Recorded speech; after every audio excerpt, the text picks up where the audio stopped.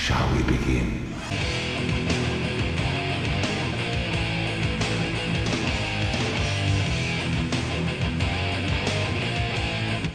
You are now tuned into Talking at the Movies with your hosts, Eddie, When I grabbed your finger, you would try to put your finger through my hole. You grabbed me. No, my hand was like this. Your shoulder, getting like your attention. No, it was like not there. No, it and was you not put there. your finger in my It was fist not like there. it was like This is what you're trying to be gay. This is you projecting. Are you trying to be gay with Can me? you turn it off, please? All right, We're okay. live. All right, okay, cool. To the world. Talking at the Movies podcast. I'm Eddie Reese Antonio. It's your boy Salem here. And it's Mo. Knowledgeable Mo. Knowledgeable. You really love that knowledgeable thing now. We need to get you a necklace saying knowledgeable Mo. You never listened to this podcast before. We're talking film, TV, and any other bollocks we can think of. You gotta support us, man. Go to iTunes, give us 5 stars, like, subscribe, show love. It's the only way people can find us. If you love this and you want people to keep on listening to us and want us to keep on making it, then you have to support. Tell your friends, tell your family. Even if they don't listen, just make them rate us. I don't tell anyone about the podcast. Are you embarrassed by the podcast? Are you embarrassed by the things you say? You know what? Makes sense. Sometimes I do think about afterwards. Now, I don't really listen to the podcast all that much. On my drive home, I do think about some of the stuff that I say. I think, damn man, if any of my family or friends found out that I was doing this, and I was saying half of the stuff that I say, I think they would see me in a different light.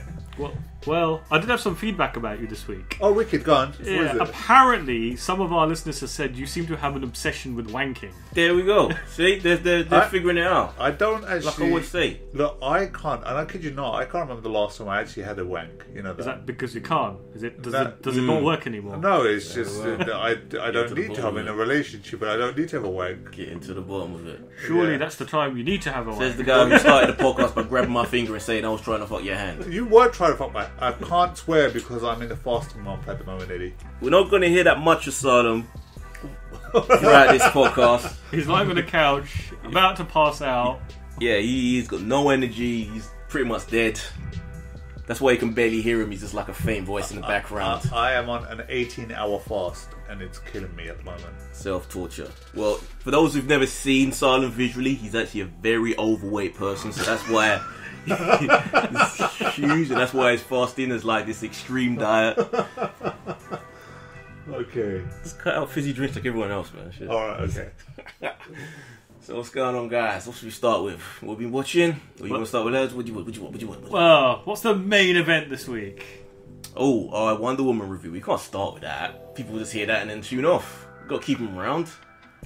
Eddie, like you said, they'll just skip to the Wonder that is a Woman review, fair. so That is a I fair. think we should just start with that. If they've taken the time to download us, they want to hear our thoughts on everything. Let's at least do what we've been watching. What we've been watching. So what's been... So your screen this week I have been catching up. I don't know why. I must hate myself, but I've been catching up on The Walking Dead. Oh, Yes, it's a like I random said. thing to go back to. Okay. Well, I hadn't seen anything since Christmas. You know, I've gotten this far. I might as well just carry on. Well, you did stick with it, innit, for Yeah. quite a while. What's to say? It's the same. Rick Grimes and the crew still carrying on. Same misery. It is really, like you said, it is turning into kind of like torture porn type thing. It's no longer a fight against the zombies. The zombies are almost secondary. That's my problem. It's like, I already know human beings are shitty. But they become even more shitty. Do we need... You think they're shitty now? Wait till there's like a zombie apocalypse. Then you'll see some shittiness. Does this show, because that's one of the reasons why I tuned off it, because it made me feel so depressed. It still does. It still does. It still does. Okay. Are we ever going to get any sort of evolution of the zombies? Like, I want to see a smart zombie appear. I think the smart zombies are the ones that are still kind of like living. That's the problem. I wouldn't... Like, doesn't that make sense, though? After this time, there would be some sort of different strain of zombie, just to make things a little more interesting. Like a Resident Evil thing. Yeah, kind of, because they've got different... Because that's how it happens in the world, though, isn't it? When there's a virus, it mutates. It doesn't always affect everyone exactly the same. So like when you say smart zombie, are you meaning like ones that'll turn out wearing like a tie and a white shirt? Of course.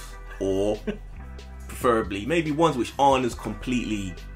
You know, maybe ones that not necessarily talking, but So ones that have like basically overcome the urge to eat human flesh. Or that could be it. Control that. That could be it. Or maybe they want to try and make a hive type. They can control others. You know, something more interesting. Like there's one that can control others. That film, was it Warm Bodies, where like the zombie fell in love with the human girl? Oh, I don't want to go that far. I don't want them to be like having relationships with the people. But what was that Zack Snyder movie? One of his first movies. It was a remake of one of the Romero Walking Dead movies. Not Walking Dead.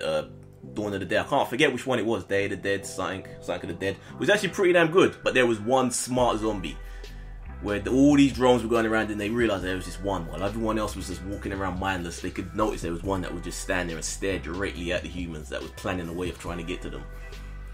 That was kind of interesting. It was different. Why can't Walking Dead go that way? I don't think the show's about zombies anymore. That's the problem. Yeah, it's more about their survival and community. It could still be about that.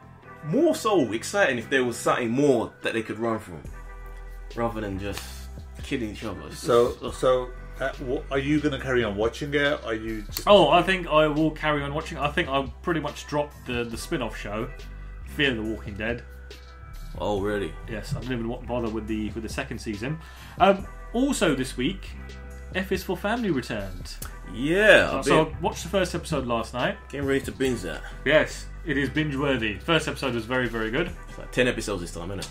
I don't know how many episodes it is. It's how many ever it is. It's far too little. Yeah, I love this show, man. I'm a big fan of Bill Burr, so anything he does, I'm always on to. I haven't watched it yet, but obviously, House of Cards has returned this week. And I must binge that immediately. Still need to catch up. I will do. Damn, haven't you seen the last season? Nah, I was watching it, but then there's so much other stuff that comes on that, is the media... demands our immediate attention. I've been meaning to ask you about this, because you have this thing where you don't like to watch the last episode of something because you want to savour it. Sometimes. Only real shows that I really love. Yet you don't seem to watch everything that's out there, so I don't understand the whole I must save this episode because I've been watching this show and I like it so much. That hasn't happened for a while though. When was the last time? Oh, so you're not saving House of Cards because it's so good that you don't want to watch it? It was just literally I've been watching it, but you get pulled away from work and other shows and just Leftovers. I'm going to jump straight into this week because that's finishing now and I have to watch that. And that's the sort of show you have to watch or it gets ruined by someone. Try and cram it all in tomorrow because the final's on Monday or will be available on Monday. Yeah. Okay, this week I have been watching more of The American Gods. I do like this show. As headfuckery as it is, I do enjoy it thoroughly. But is it just weird? Do they actually resolve anything? Does the plot progress? It does, but it still leaves questions as to what the fuck is going on. They've basically confirmed that a lot of these people, these weird powered individuals, are gods. They haven't necessarily said what the main guy is. They may have let slip that he may be a god of death, but I'm not sure whether they're referring to him in that sense. But he is like a weapon that can be used in some upcoming war. But it's what's his face has come into the show now. What's his name? He was the one that played the dad in Back to the Future. Oh, Crispin Glover. Ooh. That was it. He's in there now. Dude, I forgot how fucking awesome he is as an actor, man. Even when he's just playing little subtle things. I think I've seen him in like 2 things. He's one of them intense actors that's so great at doing characters. He's just awesome. How many episodes did it take you to get into this show? Because I know when you first started it, you were slightly a bit off of it. You weren't too sure that you were going to... I was unsure, but I was still curious as to, where it was all leading. Okay. For better or worse, I do enjoy it. And I'm still want to know why all these gods are there on Earth. I think it has something to do with like they're all discarded gods from various different religions. It ain't just all Greek gods. Yeah, there's like Egyptian gods. Oh, the guy that takes them to the afterlife. You see all of that shit. They show the afterlife as well, the Egyptian afterlife. There's like the Irish gods, like there's leprechauns. There's it's just nuts. Do they explain? Have they got around to explaining what that lady god who invites men onto her bed? That hasn't come back yet. I've got a feeling she's one of the big deals because they seem to be holding her back. But yeah, they're all these different. I think she's like some sort of African god of some kind. We'll see where it goes. But I'm loving it, man. I'm enjoying it. A lot of fun. Anything else? Not necessarily that sticks out. Okay. Really. You got anything? No, I haven't got anything. I think we should just jump into the main event, to be honest. Alright, man, let's do it. The review of...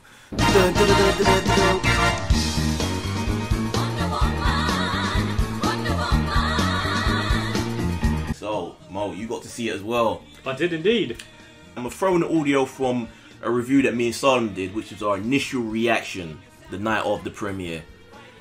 Which the video of which you can see on my YouTube channel, the first take, and straight afterwards we're gonna get into a discussion between the three of us right now. So here we go. What's good, guys? Now I know it's been a while. I haven't been very active on the channel, but with Wonder Woman coming out, I had to come back. I had to do a review for this because it's been a long time coming. First screening in the UK. Yeah. Midnight screening. It's time. It's about 2:45 in the morning. So, okay. Your first impressions. Well, I think the expectations for this film were so high. They really were. They were kind of low for me, considering how average the previous DC movies were. They were high in the sense that the reviews that came out early, they were pretty positive. I personally did not know what to expect. Did you like the film? Yes, I did. I did like it. I did. I had a lot of fun with it. I found Chris Pine's journey into this, the character that he adopted with Gal Gadot. I think the journey from start to finish with Wonder Woman's character was really interesting all the way through. Her development as a child, all the way through, I just found it entertaining, exciting, fascinating at times. But what really kept this together, what they're learning off each other in, you know, just her introduction. Yeah, with him in her world and her in his world. Yeah. Just the learning process. And it was really, really fascinating for me. I enjoyed it overall. Definitely the best DC outing that they've done. Better than BVS, better than Suicide Squad, better than Man of Steel. You know what? No, yeah, it was. It was, man. I almost said Man of Steel was better, but no. This was better. This is the best DC film. But there were a lot of problems for me with this. Okay. I don't want to come off negative because I did overall like this. This is overall a good film. This is overall thumbs up from me. So I'm not going to say that this was a terrible film. It wasn't terrible at all. But it was frustrating because I didn't like the little United Colors of Benetton crew that she assembled, or Steve Trevor assembled. I didn't really like that. It was just too convenient. Everyone was off these different... It was just mash. Special effects were awful. No, wait. It looks like claymation. Yeah, the whenever effects, those characters come in. The effects at the end, it was a bit too much. All of it, from the beginning to the end. What film were you watching? Whenever she's doing a Wonder Woman shit and she's flying through the air, it looked like claymation or someone's holding an action figure that they blended in. It wasn't nowhere near that bad, man. It did not look good at all.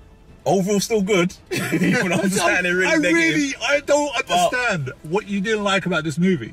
Look, I'm a human being. Yeah. I live in the world. I see how people interact. I interact with people. So I see how people should act in certain situations. And I didn't feel that a lot of the situations in this film were right. The way that people reacted to her was just too... oh, she can jump 20 miles in the air and no one's like, yeah, but it's like, if you think about the comic book... Don't say comic book. That is not an excuse. Yes, it's a comic book movie. No, it doesn't. No, but when you take the comic books, all right, what they're doing is they're working off of that. If you sit down and you enjoy the comic books, you're going to look at this and you're going to be fine with it. Chris Pine saved this movie for me. In the way that Furiosa stole the show in Mad Max, where it was a Mad Max film, but Charlize Theron was the star. She stole it. She was the more charismatic character. I wanted to watch her the most. In this, Steve Trevor was that character. He stole it. He gave way more personality. As soon as he came on, it became infinitely way more interesting to watch. Yeah. Gal Gadot wasn't bad though. I didn't have high hopes going in, but she was actually decent. Yeah, she was really good. I mean, I was really concerned about her the accent. I was slightly bit concerned about that, but she played it off perfectly as far as I'm concerned. I reckon she was a really good cast for this film. She has definitely proved 90% of the naysayers wrong. She did good with what she had to work with. I just... Pretty average script. Yeah, the script was... I think you're just thinking way too much into this. I don't know if it's like midnight here, it's really early in the morning and you're just tired. People have different expectations. It was funny, it was exciting, it was adventurous. One character was funny. She was funny. Let's talk about the villains. All right, okay. Yeah. I think kind of like that chick though, Dr. Poison. Yeah, she was pretty cool. She was cool. But there were silly moments, like when they poisoned German generals in the room and they're like, why did you give them a gas mask? And it's like, well, they don't know how it's not going to hold them. My biggest concern... And I saw Ares coming a mile off. Yeah, okay, so that. But my biggest concern about this film was the actual... It was Ares. I felt that there was like... At that point, towards the end, the script became really, really bad. Just the battle between her and Ares and the conversation that they're having... That got slightly a bit annoying for me. But dude, overall, apart from that, I didn't really have a problem with it. I'm sitting down and I thought to myself, you know what? I'm going to watch this film and I'm just going to try to enjoy it. And I did enjoy it. I know I'm coming off really negative, like I hated the film. I didn't at all. You know, it entertained me overall. You know, Patty Jenkins' direction was very positive. You know, she did well. She did really well, man. And would you give it a 5? Out of 5, I will give this a 3.5 stars. 3. I give it a 3. Yeah, when I look at everything else that has come out of Warner Brothers, and I'm looking at this, looking at every other comic book film that's been out, that I thoroughly enjoyed it. I'm excited about it, and I want to see where this goes from there onwards. I do want to see where it goes. I'm actually surprised they, again, spoilers, we're getting into it. You know, they killed off Steve Trevor, which is a bit of a surprise. Because he's her lover, Lois Lane. Yeah. So for him to just be gone now, I'm actually curious to know where they're gonna go from here. But superhero films this year, where does this stand? We've had Logan, we've had what was one that's with Guardians of the Galaxy, and this. I'm gonna go out here now and say this. For me, Fast and Furious basically is turned into a comic book film, so maybe even throw that into the mix, just to get an overall feel of where. Okay. If you're throwing Fast and Furious into the mix, it's basically All right. For me, Fast and Furious comes up at number 1. All right. Enjoy that thoroughly. Logan, this, and then Guardians. Logan number 1, easily. Guardians number 2. Easily. This number 3, and Furious 8, 4. What, this comes in at number 4? No, number 3. Yeah. You reckon Guardians is better than this? Yes.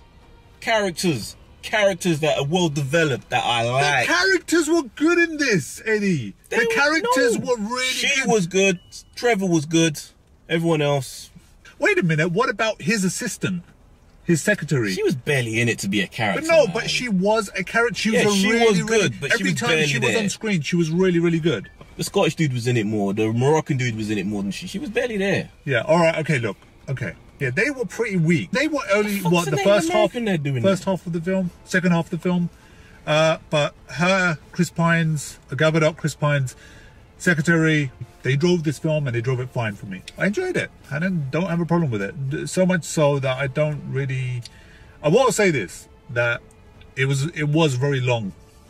It was long. You felt it. Yeah. And I don't know if I could do a second run straight away. There was certain films that I've seen, such as Logan, I was willing to go back into watching the screening straight away after that. But this is... I'm not too sure. Do you know what I enjoyed more? What I would have loved a full movie of? The Amazon history. The history of the Amazons. That was the most intriguing aspect of the story. I liked the Amazons. I liked the Hippolyta, the queen. Thought she was cool. You know, a little overprotective, but I liked her. I liked her sister. From America, from House of Cards. Yeah. Like the greatest warrior. I liked the Amazons were cool. I liked the Amazons. I liked the way they fought and they were fighting on the horses and doing all of their shit. And I like the little flashback history when she was telling the story to her in the beginning. Pretty cool. So I would have liked that. Would have been like 300. Yeah, pretty much. 300. That would have been a good, but with the gods, that would have been a good movie within itself. I know they couldn't do that or they wouldn't, but I thought that was very cool, that part, and I would have preferred that. What did you think of the action? Because they always went into effects, but whenever that happened, you could see the CG dodginess coming in, and it just took me out of it, because their faces, you could see it was always like mangled CG faces trying to make it look like it was real, and then they never moved natural. The effects were really bad. Obviously, it ain't the same sort of team that were behind, BVS or Man of Steel, because those effects were way more smooth. Regardless of what you thought of those films, the effects were just flawless for the most part. So in this, it took me out. Them well, look, for you to say 3 stars, for me to say 3.5, we're not that far apart here. But would you still say, look, guys, go check this out? Yeah. Like I said, I still overall enjoyed it, even though I'm sounding negative. I'm focusing on the bad. You might as well. The way you're talking about it is like you might as well give it a 2-star. It's not a 2-star movie. It's a 3-star. It's yeah. It's just free. Do you reckon the average person who doesn't really know that much about superhero films would enjoy this? Yeah, I think the average audience will love it. And it's a good movie to take, your daughter, your niece, or your girlfriend. It's like a good. Not to sound patronising, but I think it's definitely a positive. It's needed, It was nice seeing a superhero film with a female lead. I've been wanting that for a minute. So I like it. I enjoy it. No, I like it. Do you reckon Mo would enjoy it? Oh, I don't know, because it was long, but then I think he may. All right, okay. He may do. All right, okay. I know I'm being harsh as fuck. You are, man. But I'm just being honest. People are gonna be dissing me and shitting on it, but. On the review, but I gotta be honest, and I didn't hate it, but I can't ignore issues I had with it as well. But overall, a step in the right direction for DC. I think that's the issue here, right? So overall, you need to be on a positive, but then the way you talk about it is like the small minor things become the main thing, and that's why you don't like it. Because they frustrate me. I find it frustrating because those minor things could have been so easily sorted with a bit more effort. And it ruined the bigger package. It's the same thing that always ruined a lot of the other DC films. It's little things that they could have fixed that would have made them amazing. This is a good, solid film, It's an average, solid film. Welcome back, people. I didn't think Mo was actually going to go watch it, you know that? I actually thought you were going to... Because you normally say that you're going to go watch films, but you never do. True. Yeah, like me with TV shows. I'm very surprised that you went to watch this. So last year when we were talking about our most anticipated movies of the year, Wonder Woman was one of my most anticipated. Yes. And did it live up to that anticipation? You've heard what we thought. So I watched your guys' review last night, and at the end of the review, you asked a question. Will Mo like it? What did do you watch think? that before or after? I'll watch your review after, because I don't want to watch it before. Good. See, Good. by looking at your face right now, you won't look at me in the eyes, Mo. Yeah, like that. Oh, it's tense. Yeah, I reckon. Dead. You guys are dead. Yeah, like a serial killer. It's like he's going to play poker or something. He's like a serial killer. If I know Mo had a good time with this film. Yeah. I reckon he enjoyed it. Mo. Yeah. Come on, tell us. So, there's been a whole bunch of DC movies. Mm-hmm. Yeah. So the bar was not set particularly high. But I'm glad to report that this movie was bloody awesome. I really, really enjoyed it. In fact, as I was watching it, it was like the thought occurred to me that this was the pacing, the tone, the look. It was more like a Marvel movie than a DC movie. It shared a lot more in common with that kind of filmmaking. I could see that. Yeah, okay. I could see that. Yeah. Did you see what I mean? There was no like... Yeah, it was lighter, it was more of a fun adventure type romp. Yeah. And one thing which they did in this film, which they haven't done in any of the other DC movies yet, is have a hero that actually cares, that emotes, that feels the pain of others. This is how Superman should react. No, so there is. I did... Towards halfway through the movie, find that quite annoying because she was overdoing. But there was a reason for it because obviously she's not been around humanity. Yeah, they did crank it up a bit. After that meeting with all of those generals, where she popped up as there's a woman in here. Afterwards, when they were leaving the building, she was a bit over the top. We must have to do something. But you could understand the reasoning behind it and why one may act like that. Let's break it down. Characters, the actors, and the characters they played. Who stood out for you most? So, I think Gal Gadot was very, very good as Wonder Woman. Surprisingly good. I think like all the criticism that she received beforehand was like unfounded. She made that role her own. Chris Pine was Chris Pine. He does the same acting character type thing in every movie he's ever been in. He does, but it was very much perfect for this movie. Yeah, I mean, well, and he stole it for me, most definitely. I say he does the same character in every movie. That's no bad thing because it's a very likable, enjoyable character. And he brought life to this film once he appeared. There was actually a lot of the chemistry between those two was unbelievable. Actually, it was like they must know each other in like real life because it just blended together so well. Especially that whole bit on the boat where they're talking about sleeping together. Yeah, that was a good scene. That was a good little scene. That the team that they assembled was incredibly weak. Horrid. Yeah, and it would have been nice just to see them sort of gel well with Gal Gadot and Chris Pine in a way that it made it funny and exciting all the way through. I know that those characters are probably taken from the comic books. That's why they were there. But they really didn't... It was too much of a cliche to have all of these, a Scottish guy, Native American... And what was the other one? Samir.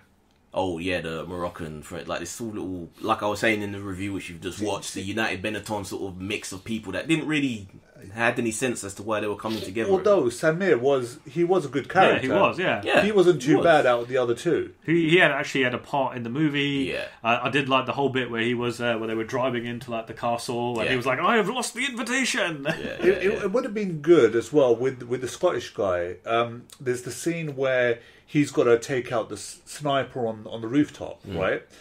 And you could see that something's happened in his past or something's been going on. Yeah, no explanation to that. It would have been nice for them to address it because there was that moment that they addressed it for a few minutes, but it would have been nice to just see that sort of carry on towards the end and there to be some sort of conclusion. See, I didn't think that was necessary because I think his character was there to show you that, like, even what they consider to be a strong man, a brave man, like, war is harsh and that war will do this to you, right? So I think that's the whole sort of like thing behind his character. You don't really need to know what's happened. You just know war is hellish. Well, not necessarily what's happened, but there to be some sort of achievement by the end of it. I don't know, by him actually. Does he actually because they do towards the end. They all step up, but. I just didn't care for them either way, so it was like I didn't really care what they did. Yeah. It just didn't seem there's no point to them. What about Ares' character? Yeah, that was very much like a Marvel thing in the sense that he just kind of just wasn't really developed in much way more than what we had in the intro. That intro, what did you think of that little story, the backstory of the whole thing? Oh yeah, I'd really like the backstory. I've got to give props. If that island is real, I want to go there. I'm not talking real as in it's full of Amazons. Like it just looked beautiful. Very much. Like all those waterfalls and like ponds. Yeah, you know that's all CG manipulated. But if they did exist, idyllic. I did actually really like the way it was designed. Yeah, very much. Yeah, you remember me the summer elves from Game of Thrones. That's the place I'm having my summer vacation. Oh yeah. Even if there's like only men there, well. See that? Well, I know that would suit you down to the ground there. I don't care about the Amazonians, but if there was men there, I would still be there, man. That's how nice that island was. But yeah, he was one of my guesses halfway through the film who Ares would turn out to be. So I had a feeling it was going to be... did you figure that out? Yeah, I was thinking it was going to be... Remember, I was thinking it was either one of two things. I thought it was going to be him, or it was going to turn out that Diana was Ares herself trapped within her because of those bracelets or something. Some weird convoluted thing like that. Yeah. But yeah, I did have that. It was one of my suspicions. Yeah, that Ares character, I think this is... it's a shame because... It would be nice to actually see, and even when you take even the Marvel comic book films, it'd be nice to actually see a bad guy that really brings it. I mean, has this really twisted, messed up personality that's projected so well that you actually feel uncomfortable when they're on screen. This dude, Ares, friggin' didn't have it. Towards the end, with the script, him saying "join me." It's just so sort of Typical. Yeah, but that wasn't supposed to be the Ares character. Ares was supposed to be very much a rational. He wasn't like a warmonger like he'd been made out to be. He was like, I just put the idea of the weapons in their heads. That's what they do with it is theirs. Still ended with him saying, "Join me, and together we'll take over the world." Basically, the same typical thing that we always get. Oh, he's probably been alone all these centuries. Like, he probably would like a nice hot female to hang out with. Sister. So, But they're Greek they're gods, gods. so they don't care. they get on with each other. All right, okay. So, what did you guys think of the overall directing then? Most part, thumbs up. Yeah. When it started, the film, I was starting to think it was a little pedestrian, but then it became more. They began to have more interesting sequences, little action sequences. What did you think of the effects, though? That was my big issue. So that they were some really of the bad. effects did look a little bit strange. So I get what you're saying in your review. Some of them did look very, very CG, but I don't think it was to the point that it would be disjarring or take you out and ruin the enjoyment. I didn't You're more think that. forgiving than me, man. I think the CG at the beginning of the movie was a lot better than what you saw at the end, because at the end you kind of see Wonder Woman running around in the real world doing really unexpected kind of things, and that kind of stands out a little bit more. And did you never notice the faces whenever the superhuman feats of physical agility were going on, whether it was Wonder Woman or even Hippolyta as well at the beginning? Did you never notice the faces just look mangled as fuck to try and cover up that it wasn't really them? Were you just not captivated by Gal Gadot that you were noticing all these things? Yeah, why? Look, when there's know this these really things. hot girl on screen, right? But it wasn't her. That was the point I'm saying. How can you be captivated when it's not her? It was the CG creation. They tried to put her face onto it, and it stood out for me that it wasn't really her. I could see it. Okay. Well, I didn't have an issue with the CG. Well, I suppose now when I go to watch it a second time, I might sort of look out for that and just see if that sort of screams at me. But otherwise, yeah, I was fine with that. I actually think you were just too harsh with it. Maybe it's just me. Because even when back in the day when we were watching The Matrix Reloaded, there was that scene where there's all those Agent Smiths, and I remember you never really had a problem with that scene at the time. But I remember you saying, even back then, it just looked horrible because it just looked so unreal. Yeah. Because it just didn't look like Keanu at all, which it wasn't, obviously. Yeah. So maybe it's just... So would you say, then, that overall, when it comes down to the directing, you were cool with it, except for the CG bit? That's just the only thing that you had an issue with, and some of the character development when it came down? Some of the character development, basically. A few little... but yeah, it was minor things. I still enjoyed it. It didn't destroy the movie the way that BVS was destroyed by its faults. No. Or Man of Steel. It had heart. That's what this film had that those other films didn't. And that makes up for a lot. It had heart. So what you're saying is less brooding, more comic book, more adventure type, more brighter, faster pacing. No, because I don't more mind, Wonder Woman like. I don't mean... It doesn't bother me if something's dark, but they haven't really mastered that darkness yet, because when they've tried to do it dark, it's just like, I'm Superman, I must look miserable. Because we always go back to the Nolan films. Those were dark. Oh, those were but amazing. They still had heart. Yeah, it was still... Yeah, you believed when someone cared about something and they were passionate about something. Oh, yeah. You believed it. Which Wonder Woman was able to achieve to a degree. So now, are you guys... After watching this, I mean, there was a lot riding on this. Now that we've all seen it, and we all think it's good, are you excited about Justice League from this point? I've been feeling optimistic about Justice League even before this. I just wanted to, even though I should learn my lesson, but I don't know, I just always want to have hope. I mean, it doesn't look all terrible to me, but now that Joss Whedon's having an involvement in it, I'm curious to see what little, because it's not going to be a huge amount of difference. Mo seems to be kind of tilting his head left and right and making funny faces. It'll be interesting. I'd like to see the next trailer, one that Whedon cuts. I don't know if we will.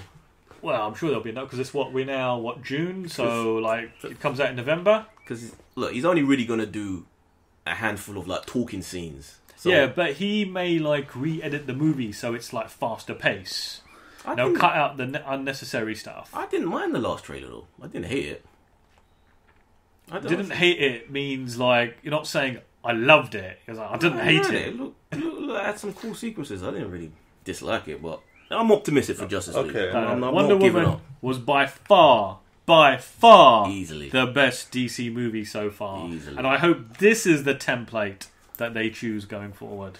I just want to finish up by saying, now that I'm thinking about it, there was only one action scene in Wonder Woman that I really enjoyed. Oh, yes. Okay, because if you think about it, all the action scenes, they were all right. They weren't like super mad, crazy like a video game. Yeah. There was only the one. Even the fight with Ares at the end was just, it was okay. Effects. Picking up stuff, throwing at each other, playing like table tennis. Yeah. Michael Bay could have done that. Yeah, exactly. The only scene was when she buses into that building, her music kicks off, because I wanted to hear her music a bit more. Yeah, I just wanted to hear it. And then she's obviously having, in that battle scene where it's all in slow motion. What's up? Basically the Wonder Woman equivalent to the Batman warehouse scene in BVS. Yes! Very much. Oh, that's such a good point. It's exactly that same sort of equivalent. She busts into that building, like an abandoned, disheveled building, all the guys are there. And yeah, exactly sort that. of thing. Yeah, okay. Out of 10. Out of 5. Out of 5, do we use like a whole 0.0 scale on the numbering? Preferably just a star. Because I don't think it's quite. Solid or half I don't think it's quite a 4-star movie, but I think it's beyond a 3.5. So it sits somewhere in between there. Okay. So I think it's one of those. It's a very good movie. Go watch it, but just missing that something just to like elevate it to a 4. A little bit of meat. Listen, a little bit of meat. Like Gal Gadot needs on her. The Hood, Frank Miller's Sin City is being developed into a TV series by Underworld director Len Wiseman, which at first made me think, oh god, because Len Wiseman did Total Recall as well as the Underworld films, and this thing, nah. But it's going to be written, or the showrunner is going to be the guy, what's his name, Glenn Mazzara, who did The Shield, wicked show, Walking Dead, occasionally good show, and The Omen, which was a pretty decent show as well. So that gives me optimism there, that it'll have solid scripts. I think if Len Wiseman has good material to work with as far as the script goes, we could get a good show out of it. I think it's very, very dependent on what network this is. That could be an issue too. I think if this is like R-rated. Yeah, if this is like HBO, I think this has got a chance to be very good. HBO, Netflix, Showtime. Well, maybe even Stars. Even I suppose like if you can't get any of those, even like AMC, right? Because they're kind of like they are edgy kind of thing, like Breaking Bad, Preacher. You're not gonna get like that full on like violence. There's no nudity, no cursing. AMC. Oh, you can curse once a season. But I like Sin City. The original movie. Yeah. Second one was a bit shaky, but it had its moments. So I didn't mind the second movie either. It had its moments. Even Green, she was so amazing in it, man. That's the thing with Sin City, because they're made up of little individual stories. Yeah. Some stories are good, but then some stories are shitty. So with number 2, I enjoyed the Eva Green's one, but I didn't like Joseph Gordon-Levitt's story. Or Alba's story. So did you say the guy who directed was it the Underworld movies? Most of them. Yeah. Not all of them. And did the Total Recall recently, the remake. Yeah, and so he's directing... So he's going to be directing the show. Yeah, and effects have progressed to this point where you can do that now. Because it was hard when they did the film, but now it's pretty simple. The whole black and white with a bit of colour, flashes of colour. Yeah, but just the thought of these individual stories, sort of a different episode with these stories, just like each week, and then as they progress, they connect. One or two overarching ones.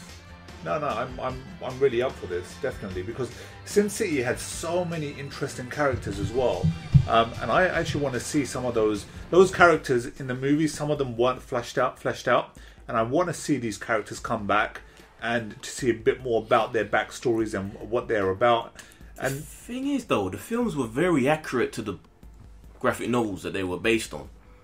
So for them to flesh out these characters, they're going to have to really create a whole lot of new material, because the films did their job in portraying what was in the books. So there really wasn't much they cut out. But they were. But this is the thing. Like, who was that weird dude? The the one that was after Bruce Willis's daughter. Was he after the yellow bastard? I think it was called. Yeah, Like that. I want to friggin' see like half a season of that dude Kidnapping girls, little kids. That's what he was doing. He was a paedophile. He would kidnap kids, fuck them, and kill them. That was his thing. You want to see that portrayed on screen? I want to see a bit more about what made him turn into that character, Eddie.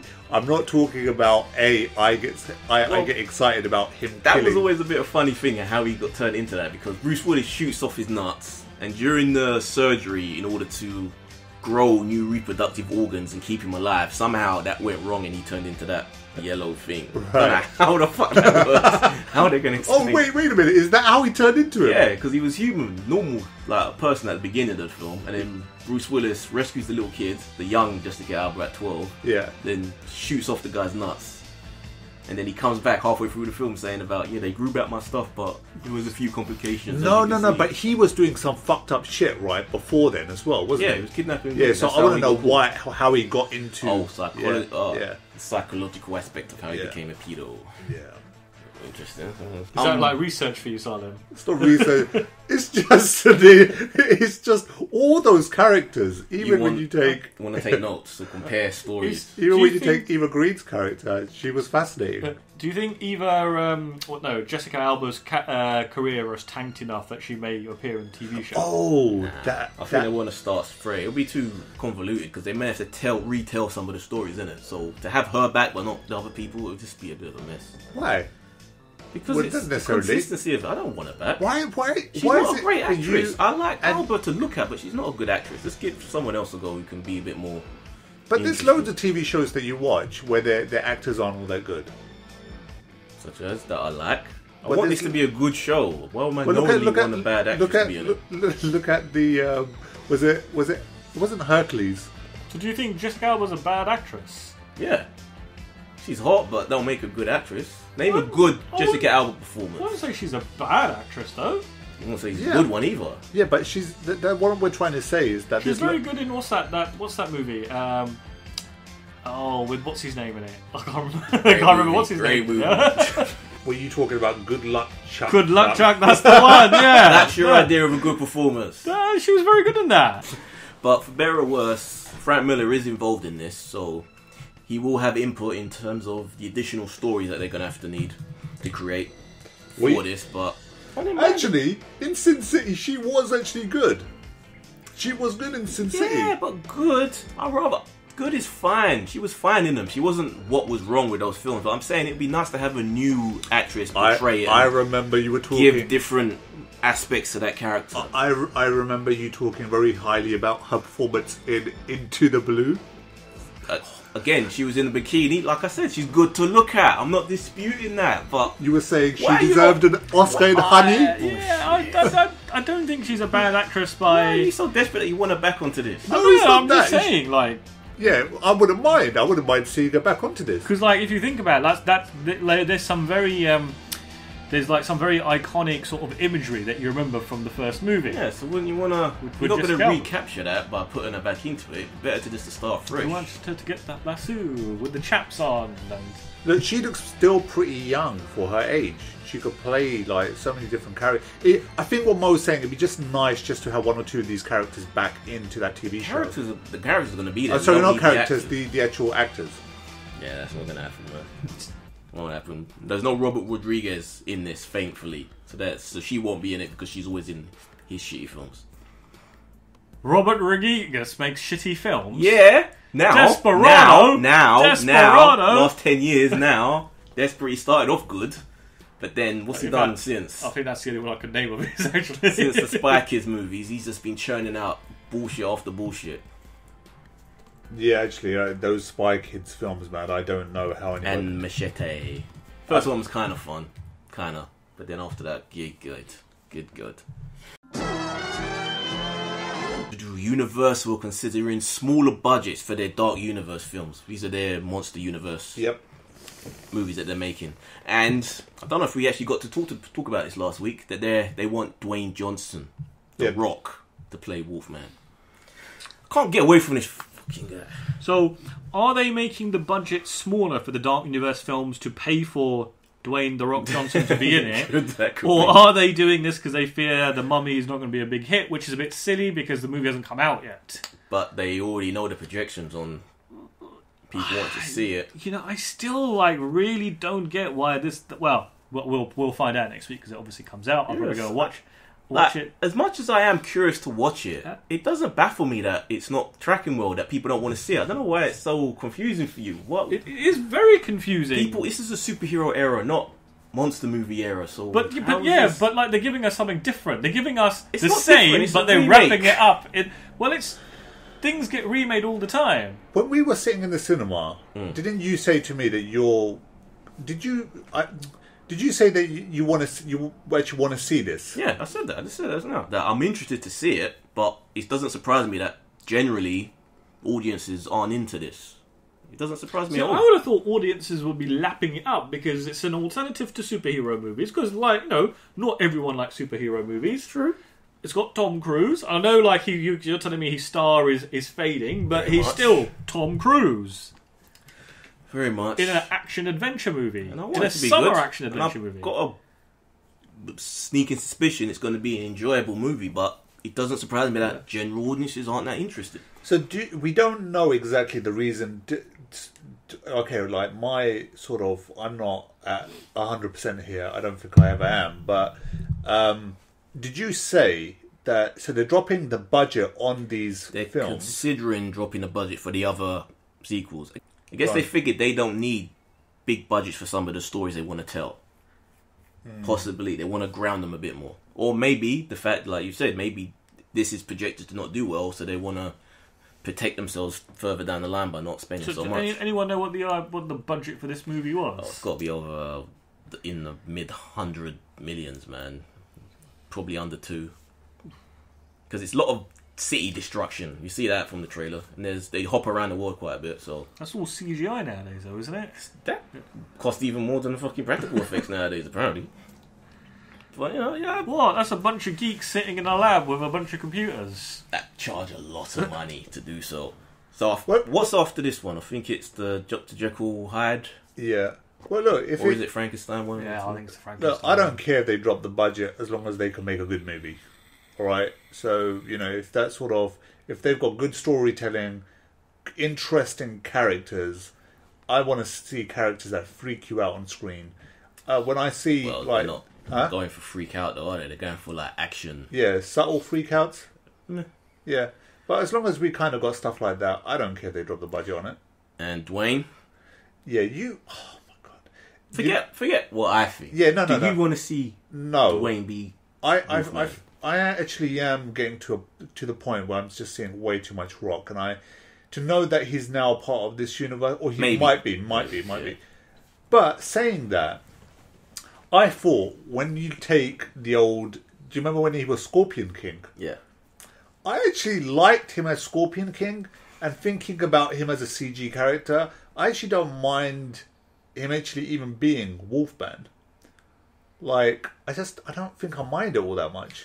Can you imagine if they put The Rock in this, in the DC verse, get him in a Marvel movie, get him in a Star Wars movie, just in every franchise there is. Everything. Make it happen. You And know then what? G.I. Joe crosses over with Transformers like they wanted to do for a while. I'm going to make a hashtag that says something like this, and I'm going to make that trend. But dude, can you not see him actually being a good Wolfman? Personally, no, because it makes the transformation less dramatic for me, but because see- he's already a monster physically as it is. I want someone who literally goes from a regular frail person to but be we've in seen this. that too much. But that's the whole point. That's the whole But they point could of that do transformation. some CG to make him look small when he's like a normal human. But he's not going to be the Wolfman for most of the film, is he? See, I think you say this because you actually don't like. No, I'm Because if this was literally- Batista, I think you would No, have said, I would you know not what? want Yeah, that yeah. either. I legitimately want to. It doesn't make sense to me from monster to slightly bigger monster. I just want. That's the whole point of that transformation. Are you saying Rock the switch. Dwayne Johnson is a monster? Because he's a massive dude. What is he? 6'3", 6'4", ripped to the tits.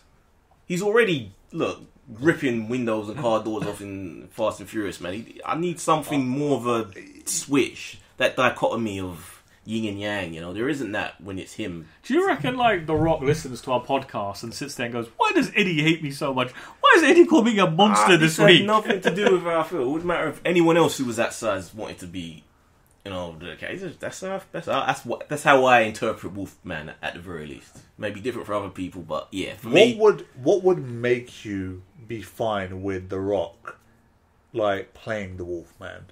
Because could you imagine if he turned around and said, "Right, I'm gonna basically lose." Who was it? Was it who was the actor that lost so much weight? Christian Bale. Yes, Christian Bale. When he did, I think it was a couple of years ago. He did Machinist. a film. Yeah, where he lost so much weight. If The Rock said that he's gonna lose, he would never do that. I'm gonna lose all that weight just to play this character. Would you be happy then? He's like a really skinny Rock. I'd be okay with Rock being in the film if he's not the Wolfman, but he's one of them. Like, there's like a pack, and he's like the head of that, the alpha. So he's not the main character that we're following, but there is other Wolfmen in it. See, now you're saying that, but now kind of makes sense for that. I'm thinking about other big Wolfmen that I've seen. Take was it? Oh my God, Alcide. There you go. Thank you. Alcide from True. He was really good, and he was like 6'5", man. He was like pretty big. He was. And he was a good Wolfman. But he wasn't. Well, they weren't Wolfmen though, were they? They actually turned into actual wolves. They were like, but it's the same. They were shaped. They were born as that. See, Wolfman. In my mind, I have these got like ripped trousers and like. That's what I think they're going for with this. That's what this is. The half human, half wolf. Nah, okay. That's sort of average thing, but we'll see. The King of Kong, Eddie. Fistful of Quarters is being developed into a musical. Mo, you're the most familiar out of all of us, even though we've all seen it. The documentary about the people, those guys that take Donkey Kong way too seriously. Yes. But does this make sense for a musical? I really don't know how you turn this into a musical unless they really pitch it as a good guy versus bad guy type thing. Because obviously the documentary really tells the story of this guy who's a teacher who gets laid off, who doesn't know what to do with his time while he's looking for a job, starts playing Donkey Kong. And then there's Billy Mitchell on the other side, who's like the reigning champion. One with a mullet. Yep, who basically is made to look like a douchebag. Whether he is or not, that's the way he comes across in this documentary. It couldn't have been hard, man. And so that could make quite a compelling story. Like that, if that's the kind of the narrative. How you make songs about it? Yeah, well, you could just do any sort of songs, can't you? There's a sad song when he gets laid off from work. Yeah. What am I gonna do? You know when he's victorious in Donkey Kong? Yeah. I am the best around. Nothing's gonna ever break me down. They could bring out old 80s songs. That would be hilarious. Oh, if they make this a musical, I would like to go and see it. Actually. It's got to be a comedy, though. A comedy musical. Because the actual documentary itself is absolutely riveting. It is. It's hilarious. Does he still hold the title? I don't know. That documentary's so old now. You know how it is. Like, you hold a title nowadays, and it's someone else breaking it within like days, weeks. 10-year-old clip. Someone's seen it on Netflix. They go, "Oh, I'm gonna go and beat that now." And they do. Baywatch. Priyanka Chopra wants to play DCEU's Batgirl. I want to play Batgirl.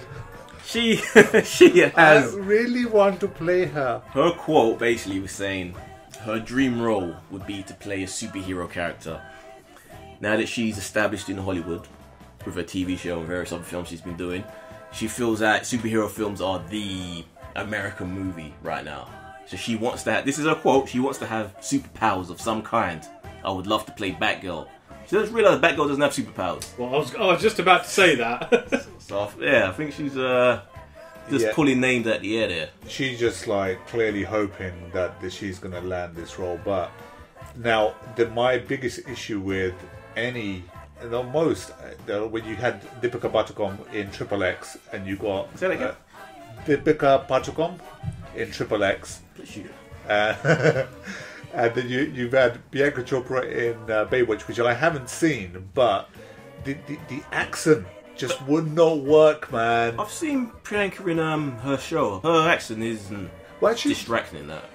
Yeah, it's not too bad, but when you look at Batgirl, I actually, we had this conversation in the car. I said, okay, I'm willing to go so far and say, okay, maybe a Catwoman, but not friggin' Batgirl. Could be interesting. So isn't Batgirl Commissioner Gordon's daughter? I am Commissioner Gordon's daughter. So could you imagine if Commissioner Gordon was also an Indian dude with a surname Gordon? But even then, even if it was adopted, it wouldn't make sense because what? She's in her late 30s.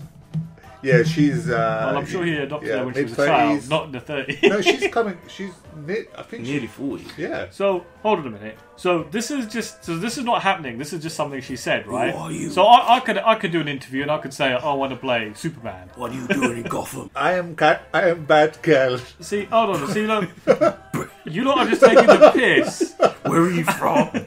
I'm from the same place as you. Obviously. The accent is what that means. She would literally have.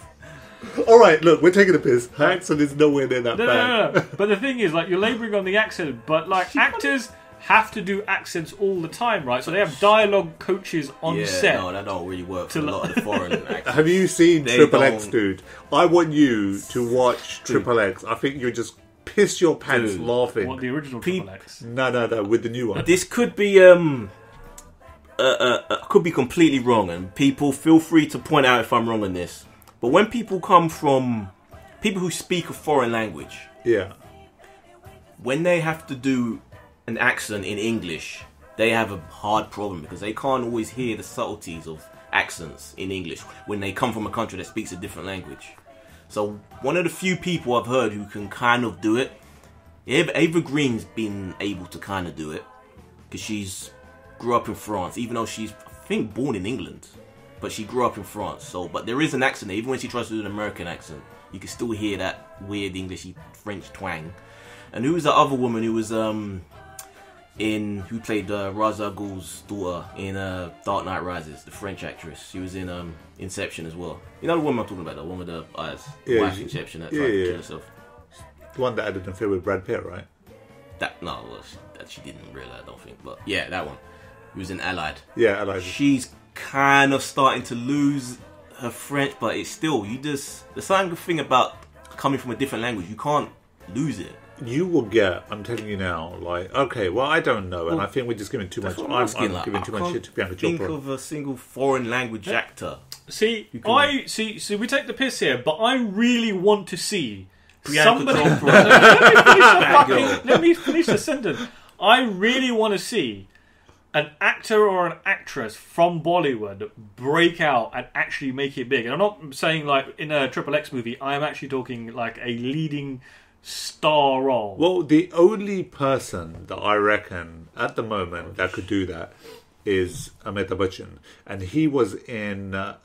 He's too old. No, but way too old. No, he is old, but he can. His transformation in Great Gatsby, like, was very friggin' good, man. He works so well off like any actor that he was on set with. Gone so well that I didn't even believe it was his voice. I thought it was dubbed. So it just didn't sound possible that he was doing an accent. When you talk about acting in Bollywood, he is probably the best actor as far as I'm concerned. But to answer Modo, who could make it now? It's not going to be him. He's way too old. I reckon Priyanka Chopra is the one that's gonna do it because he's already got a foundation. Let me rephrase that. I said from Bollywood, right? Actually, we're being a bit unfair there because if we look at American TV now, you're actually seeing a lot of shows. There is like that token Indian character or brown character, and some of those guys are absolutely brilliant. She has her own American show, which is very successful. And she is from Bollywood. That's what I'm saying. What show? What's she doing? A chat show or something? No, she has a cop show. She's like an FBI agent. Jesus, really? Yeah, did you know this? No. Have you not seen it? I don't like procedural shows. Quantico's her show. Oh, that one. It's been going since 2015. Yeah, it's set for another season, right? Yep. And it's pretty popular. Yeah, and she's a full-on from India, still making Bollywood films. And yeah, she's doing good for herself. So I reckon, she's definitely the one. If it's gonna happen. Well, actually, it could be one of those actors who's already in like a TV show. Like, I'm not talking about like Indian born. I'm talking like they're American Indian. Not that American Indian either. That's too easy. It's more interesting What? if Is it's it a really? Bollywood film, because it's more of an achievement. Well, no, just have like a brown person in a leading role. I'm sure there's like what's his name? The comedian in that shitty show that you love on Netflix. Aziz Ansari. Yeah, but they still haven't he's got his own show and stuff. But I'm talking about headlining a movie. He made a movie headlined with but it was shit. But with Quantico, she is the leading. Yeah. She. Yeah, but that's like a TV show. So Yeah, I'm talking about we're talking why can't Cal Penn be like a superhero? You have new mail. So, we ready? Ready to do the mailbag? Let's do it. We can't do the mailbag. Why can't we do the mailbag? Because I thought you wanted to see what's under Salim's... They're not calling it Salim Sack. No, that's what you lot are saying. Call it Salim That's what his mum wanted to call it. It's not happening, dude. I'm not rummaging inside Salim Sack. So, Ivan, one of our regulars, What's up, has Ivan? emailed. I started reading this email and I got very, very, very excited to think where he was going with it, but he then went on a completely different tangent.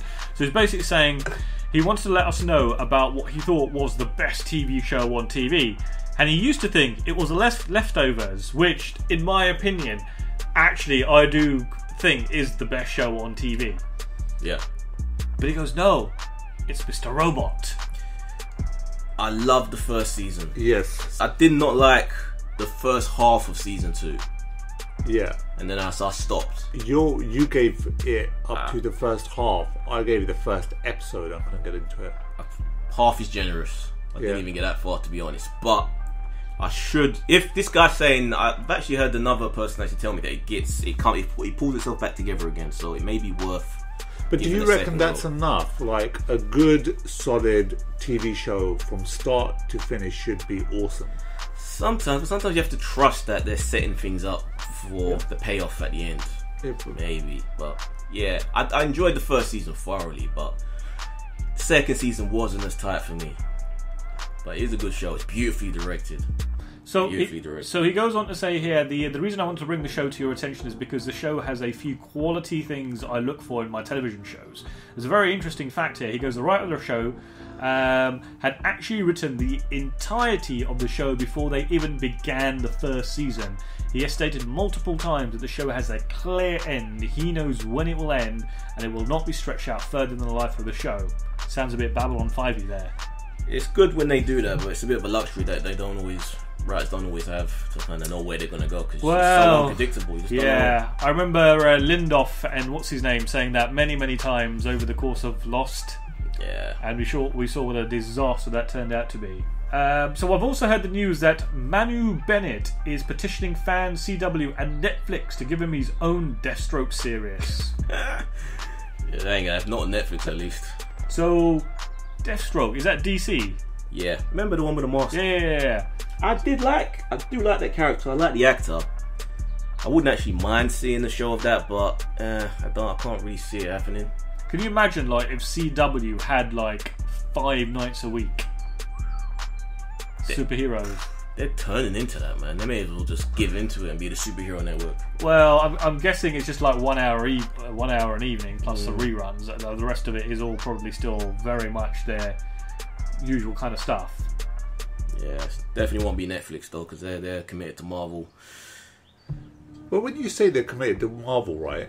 Couldn't they still? They could still do DC stuff. It depends on their contracts, but if I was Marvel, I would want exclusivity for that channel. I wouldn't really want them to spread themselves out and work with other. Yeah, to produce other content. Yeah, for the competitors. Yeah, I agree, but we don't know that. We don't. Yeah. It's I don't see it being likely, but.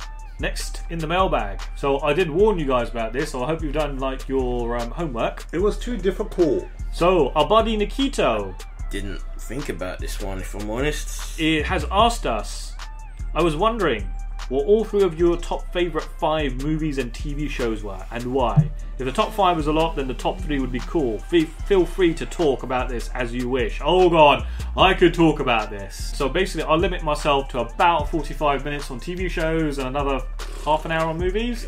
No, I mean, I could rattle off TV shows, the top 5 so quick. Babylon 5, easily the best TV show ever.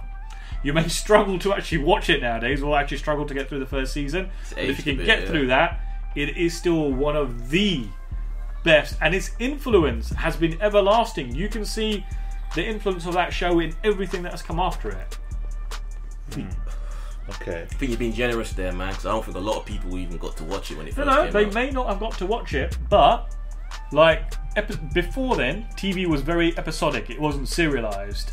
After that, there was a whole sort of period where things weren't serialized, but slowly but surely they went that way. Okay.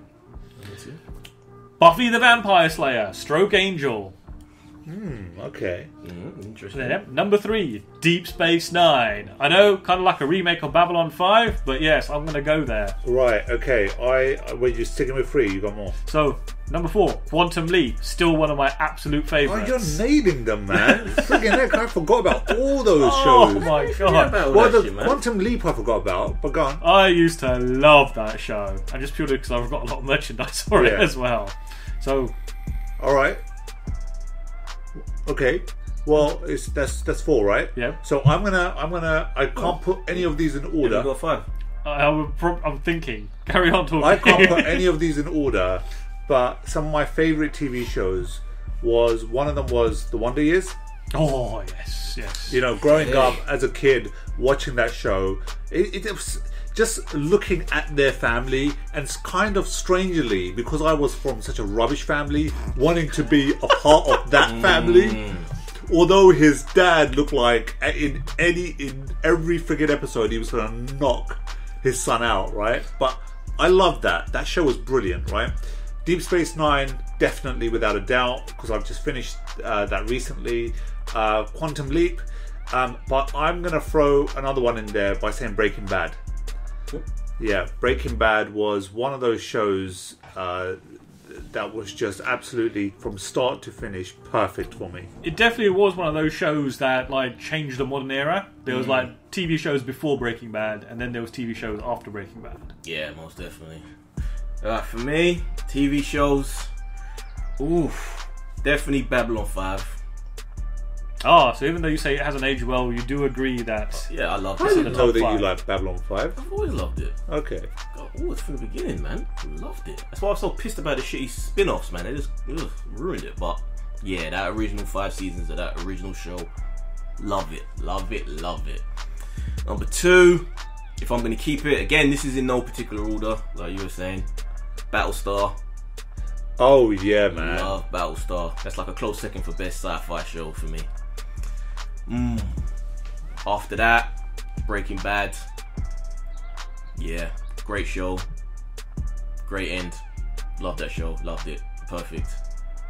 Number 4, Game of Thrones. Even though it's not finished yet, I still think that's got to go down as one of the greatest TV shows ever. Oh, yeah. Can't step away from that. Love it. Keeps me on the edge. That's had me on the edge of my seat more than any other show I've watched. Okay, I want to add some more in. Sorry, my list is turning to 6 now. You can't have 6. I want to have 6. Can't have 6. Why can't I? How many have I had? There is no specific order, but I will say, yeah, without a doubt, Game of Thrones, definitely. I have to. Yeah. I'm surprised you're not putting Buffy on there. Buffy was very good. It's there in the peripherals, but I'm not.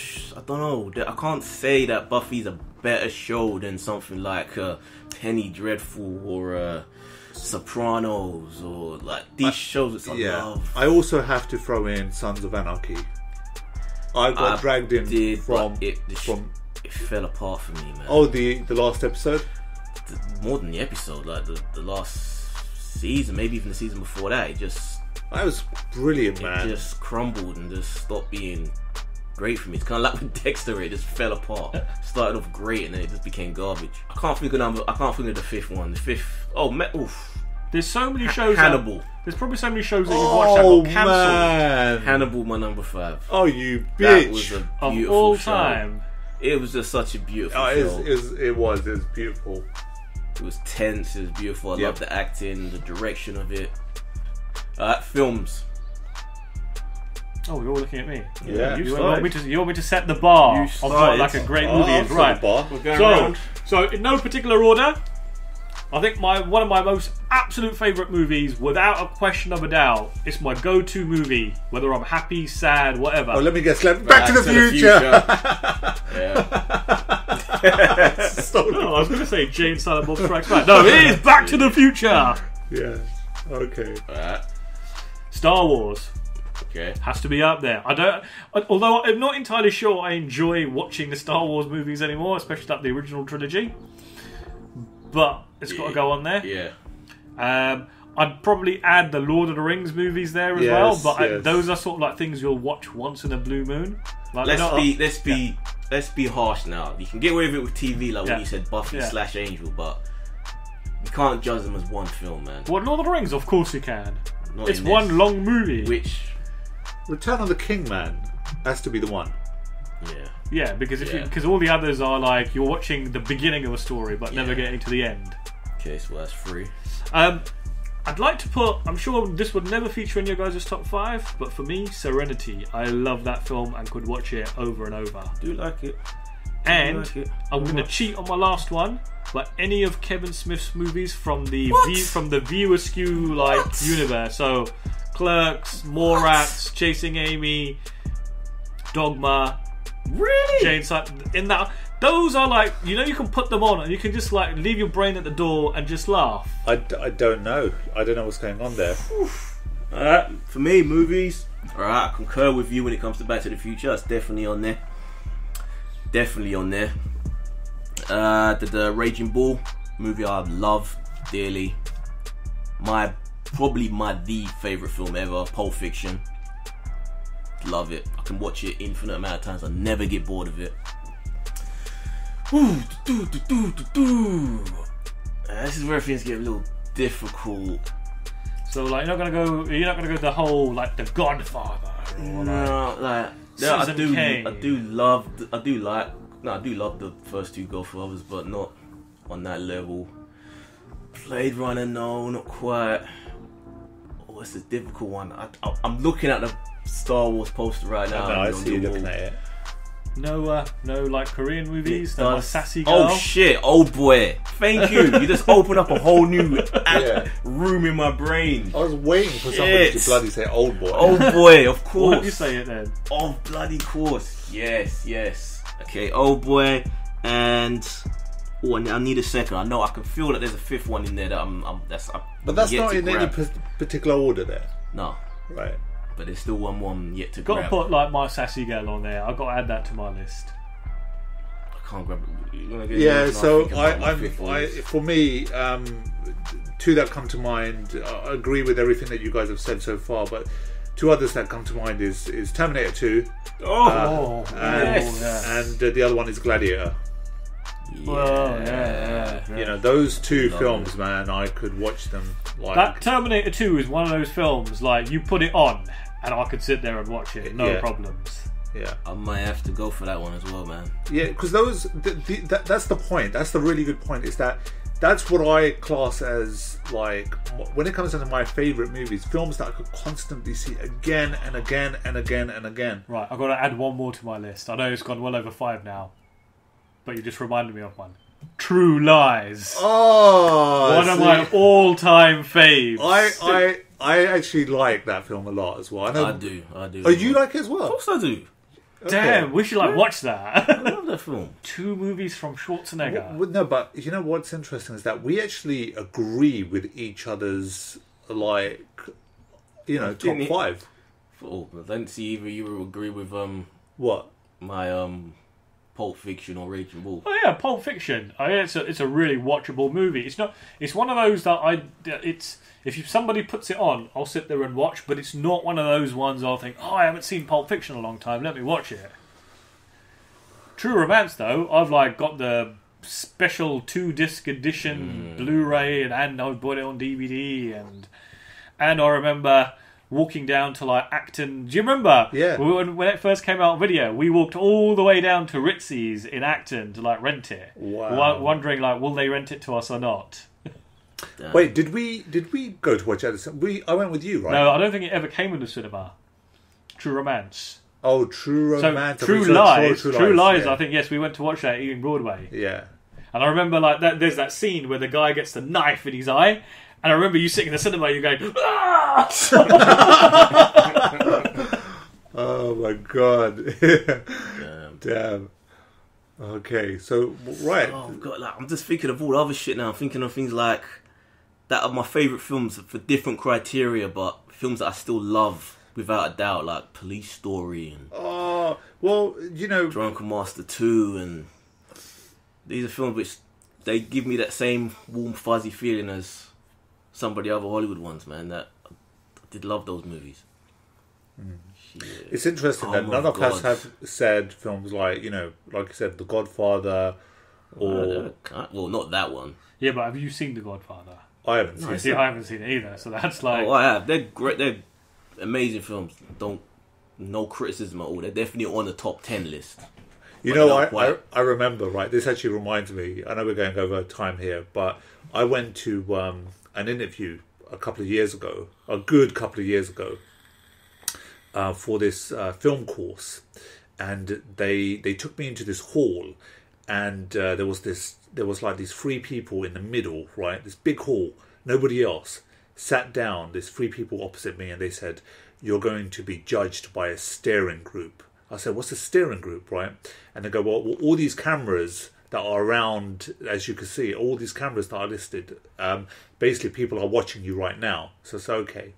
And they asked me the question, "Tell us about some of your favourite films on this course," right? You lied, you know something, yeah. And I'm talking about films such as True Lies, Jackie Chan's Drunken Master 2, and they're looking at me in disgust because they want me to say like the old school Casablanca, you know, the old school, you know, black and white movies.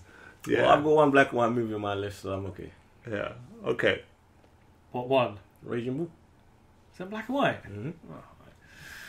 Right, yo, that was a fun little topic. That was. Could be way more. Should have been a top 10. We could do an entire episode on that. We really could, man. Right, so we've got one final email, or two emails from our buddy. I know I'm going to mispronounce that. Devonta. Right, yo. What's up, dude? So, hi guys. With how shaky the new person that says hello. Hello, howdy. I thought you were saying it like collectively for us. With how shaky the new Batman movie is looking, I was wondering if you guys had your choice, what Batman movie would you want to see, and what characters and plots would you like to have? Personally, I'd love a mix of the Arkham Asylum video game and the comic Batman Arkham Asylum, a serious house on a serious Earth. That would be incredible. A movie involving Batman trapped in the Arkham Asylum against most of his villains in what is considered the worst night of his life. We could have everybody from the big bads like the Joker, Harley Quinn, Penguin, Bane, to more obscure like the Mad Hatter, Firefly, Victor, Zazuz, and Clayface. That'd be one serious budget. Wasn't that their original intention, though? To do an Arkham-based... Before they scrapped the script, it was going to be an Arkham-based Batman movie. So I'm guessing it would have been along those lines, maybe like a riot or something inside Arkham that he would have had to go in and deal with. Yep. So what sort of Batman movie would you like to see? Because I can tell you straight away the kind of film I'd like to see. That's what I want to see, like an Arkham, like they break out, but they're trapped within the confines of the Arkham, and he has to get in there. Maybe there's people in there that he has to rescue or something. But yeah, because then it would be a bit like The Raid or like Dread, in the sense that he has to kind of go through. You get to see all the multiple different villains. That would be my favourite. My favourite movie, or one movie I would like to see of Batman, would be a movie where he's not fucking brooding, where he's more like a... He's Batman! I would just want to see one where he's just a normal fucking guy. He's got over the death of his parents, and he's got those like shitty Joel Schumacher Batman movies. And I'm gonna... Those are the ones you want, the bright colours, the nipples on the suit. Right, I take that back. Yeah. That's okay. Yeah. Do you want to go back? I'm actually surprised. Jim Carrey and yeah. I'm actually surprised when people talk about. I mean, that's what I would like to. Not your one, but like the Arkham stuff. I would love to see that as a movie, right? And how can you turn around and just say, you know what? I don't want to go any further. I agree with everything this dude is saying, and I want to see this movie rather than like the one that you've just You know, because like as good as it sounds, I know it will be like this sort of like I'm trapped in this like asylum, and you kind of think, well, how did you get trapped there in the first place? Like, you know, okay. So he's trapped. Is he trapped in his Batman outfit? Was he like just visiting? Well, look, Batman does constantly go into Arkham to question people. So maybe that's what he was doing. He was questioning the Joker about something, and then, 'cause, you know, he always appears in people's cell. Maybe that happens, and right in the middle of that happening, boom, a bomb goes off, or there's some sort of crazy explosion, and you can't get out. So, he does have a second email that he sent through to us. Didn't we always talk about it? Yeah, I was going to say, this is more like rock stuff for you. But, so if we discard the whole Dark Universe stuff, and after Rampage, The Rock had posted on Instagram that he will start filming Skyscraper. He posted the main details about this on there as well. It's a disaster movie. So it's a disaster movie that kind of meets like Die Hard versus the Towering Inferno inside the world's tallest skyscraper in China. Just a fire in a building. We've seen... Exactly. No, you've seen this movie, but you haven't seen it with The Rock. We've seen something similar when he was like the helicopter pilot. Yeah, that looked a disaster movie, yeah. If I said, oh, hold on a minute, it's going to be this movie, but it's going to star Tom Hardy. Oh, yes. Now we're talking. You know what? Straight Tell away, me more. It completely changes the dynamics of that. It makes it an infinitely better movie straight away. Playing the same character from Taboo. I tell you, that dude is such a good actor, man. He really is. Even in his new commercial for mobile phones, he's such a good actor in that as well. Alright then, man. So that's another week. Another extra long episode. Jeez, we can't get away from it. They're going to be nice and long now because we have fans and they've requested that we're longer. And the fact that they like us so much, they keep emailing us with our nice, long, like, personalised emails. You're just encouraging them more. I am. So if you want to email us, guys, it's TATM at Gmail. TATM podcast at gmail.com. That's right. Don't forget iTunes. 5 stars and a review. We need that because it helps people find us. Even if you can't be asked to type a review, just go to iTunes, just hit that 5-star rating. And put a smiley face or a thumbs up or something. And then go to your mom or your dad or your sister or your girlfriend or your boyfriend's computer and do the same thing. Even if they don't even listen to us. Don't matter. Just do it. I'm Eddie Reese Antonio from The First Take. Hey, it's Salem. Knowledgeable Mo. Can't stop saying the body falls. That's right. We'll be talking about the movies. Later, guys.